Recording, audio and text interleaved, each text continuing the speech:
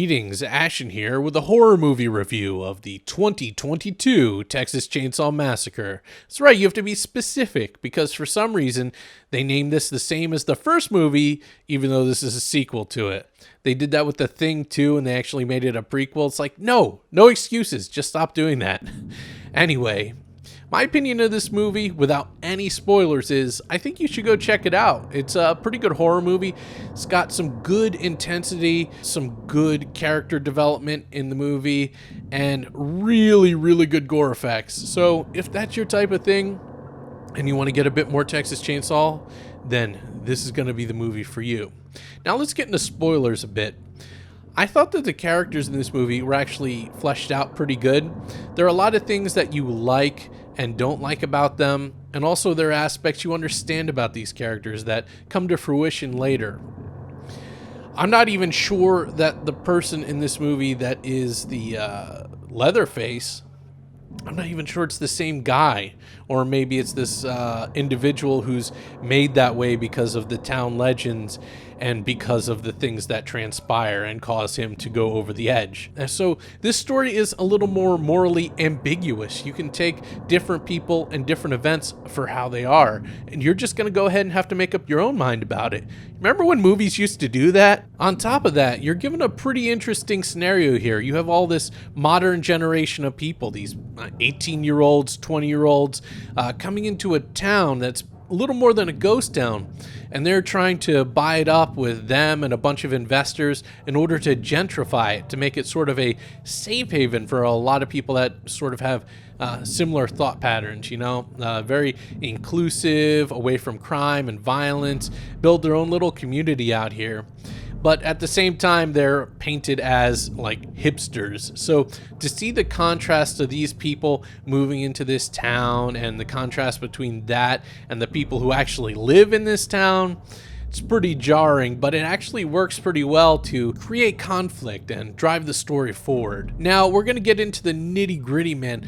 This movie has brutal gore in it. Yes, all over the place. You're not going to get bored. As soon as the blood starts to fall, it never stops falling. And there's some excellent practical effects here.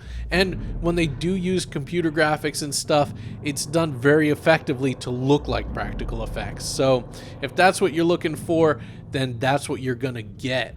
The only negatives I can really say are some of the more over-the-top aspects of this movie, and that's not so much an issue for me when it comes to Texas Chainsaw Massacre films. I mean, I love The Next Generation. That's my second favorite film right after the first. So if you're somebody like me that actually enjoys the more over-the-top aspects of Texas Chainsaw Massacre after the original, then you're going to find a lot to love here. But there are some things that kind of stood out in the movie and took away from it a little for me. Of course, in the trailer, you see the scene where they're in the bus and everyone pulls out their cell phones when Leatherface comes in. They're like, dude, we're going to cancel you if you try anything, right? Yeah, in this movie, I didn't know how they were going to play it out, but that scene actually sticks out like a sore thumb because they've done such a good job building everything up naturally that when you get in there, and even though it does make sense for these hipster people to act that way, it sort of detracts a little bit from the movie.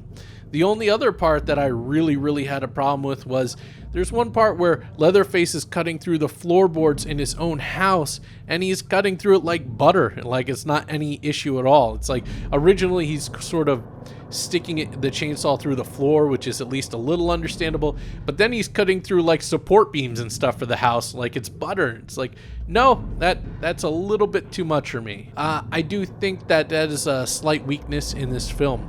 However, aside from that kind of stuff, I liked it all the way around. I thought it was a good story. I loved how it tied in with the original. And even the end is just so... it's so reminiscent, but at the same time so modernized. And it really brings to a head the whole contrast between the modern age and this old rustic town and the nightmare that lies within. So if that sounds good to you, then please go check this out. I would recommend it. And if you don't like it, I'm sorry, but I did actually enjoy this film a lot. So anyways, thank you for watching, and I hope you all have a great day. Yes.